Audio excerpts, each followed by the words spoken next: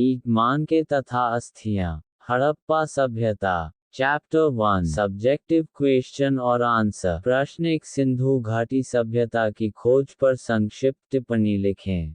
उत्तर राय बहादुर दयाराम साहनी ने 1921 ईस्वी में हड़प्पा में उत्खनन कार्य करवाया जो 1925 तक चला। इसके बाद 1926 से 1933 तक मध्य स्वरूप के निर्देशन के उत्खनन कार्य हुआ। मोहनजोदड़ो में 1922 से 1923 में राखल दास बैनर्जी ने निर्देशन के उत्खनन कार्य आरंभ हुआ। इसके बाद करजान मार्शल में के एवं बिलीवर के निर्देशन के उत्खनन कार्य हुआ। सिंधु घाटी सभ्यता का नाम हड़प्पा सभ्यता भी है। प्रश्न नंबर 2 मोहनजोदड़ो से आप क्या समझते हैं?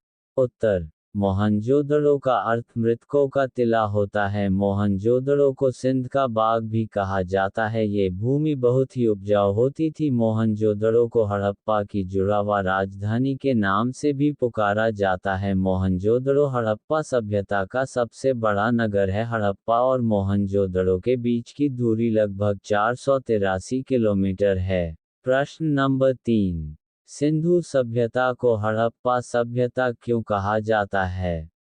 उत्तर सिंधु घाटी सभ्यता को हड़प्पा सभ्यता इसलिए कहा जाता है क्योंकि हड़प्पा नामक स्थान पर ही सन 1921 ईस्वी में दयाराम साहनी ने सिंधु घाटी सभ्यता का उत्खनन करवाया था। इसलिए इसका नाम हड़प्पा सभ्यता पड़ा। क्योंकि सबसे पहले हड़प्पा सभ्यता के बारे में जानकारी हम लोगों को हड़प्पा शहर से ही मिली थी। हड़प्पा सभ्यता का महत्वपूर्ण नगर होने के कारण सभ्यता को सिंधु सभ्यता के नाम से भी जाना जाता है। ये सभ्यता सिंधु नदी के किनारे बसा हुआ था, इसलिए इस सभ्यता को सिंधु घाटी सभ्यता के नाम से भी जाना जाता है।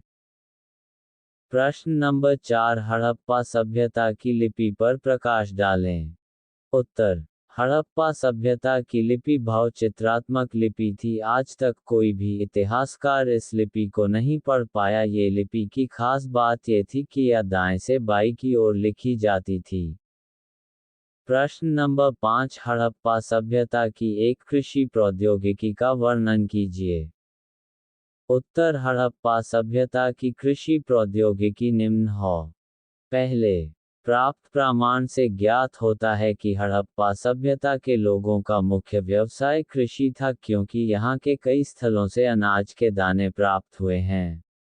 दूसरा मोहर पर वृक्ष या बैल का चित्र या मूर्तियां मिली है। खेत जोतने एवं बैलगाड़ी के साक्ष्य मिले हैं।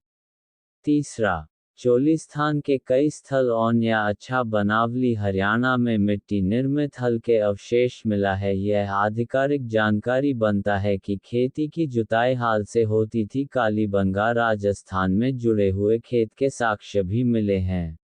चौथा फसलों की कटाई के लिए लकड़ी के हाथियों में जड़े फंसे गए पत्थर के फलक धारा या धातु फलक से पता चलता है कि उन्हें कृषि उपकरणों का ज्ञात था।